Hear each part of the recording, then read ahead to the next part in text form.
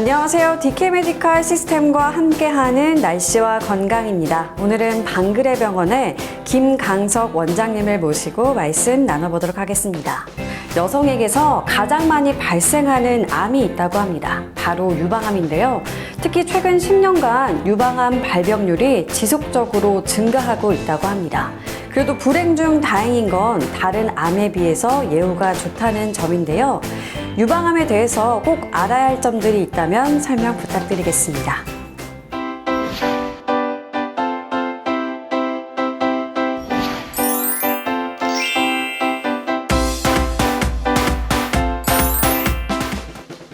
유방암은 특성에 따라서 같은 유방암이라도 완전히 다른 암처럼 구별이 됩니다. 우리가 흔히 A형이 다르다라고 표현하는데요. 에스트로겐이라는 여성 호르몬을 좋아하는 유방암이 있고 HER2라는 수용체가 과하게 많아서 특정 신호를 받아서 증식하는 유방암, 그리고 아직 뚜렷한 특징을 잘 모르는 3중 음성 유방암 등 같은 유방암이라도 치료나 예후가 다 다르기 때문에 먼저 자신의 유방암이 어떤 특성을 가지고 있는지 꼭 알고 있어야 합니다. 그렇다면 과거 치료와 다르게 크게 달라진 점이 있다면 어떤 점들이 있을까요?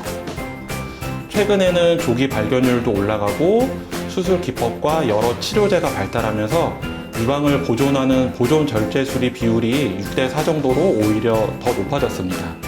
그뿐만 아니라 수술 전에 항암 치료를 먼저 시행하는 선행 항암 화학요법이 보편화되었고, 겨드랑이 림프절도 감시 림프절만 2-3개 정도 절제해서 거기서 암이 보이지 않으면 수술을 더 이상 크게 진행하지 않아도 되기 때문에 환자의 삶의 질이 크게 향상되었습니다. 유방암의 조기 발견과 유방 형태 보존율이 높아지고 있는 추세라고 합니다. 마지막으로 식습관이 중요할 것 같은데요. 유방암 환자들이 먹으면 좋을 것과 피하는 음식들에는 어떤 것들이 있는지 궁금하고요. 또 꼭 섭취해야 할 필수 영양소가 있다면 어떤 것들이 있을까요? 유방암 재발을 낮추고 생존율을 높여준다는 영양소는 비타민 D랑 오메가3 이 두 가지만 확실하게 입증이 되었습니다. 그리고 콩 속에 들어있는 이소플라본이라는 성분이 유방암 환자가 먹어도 안전하고 오히려 유방암에 도움이 될 수 있다고 확실하게 밝혀진 상태입니다. 반면 유방암의 위험성을 높인다고 밝혀진 것은 비만과 고콜레스테롤입니다. 특히 유선이 발달하는 시기인 사춘기에 고칼로리 패스트푸드, 햄버거, 가공업, 햄과 같은 음식을 많이 먹게 되면 40대부터 유방암 발병률이 높아진다고 되어 있습니다.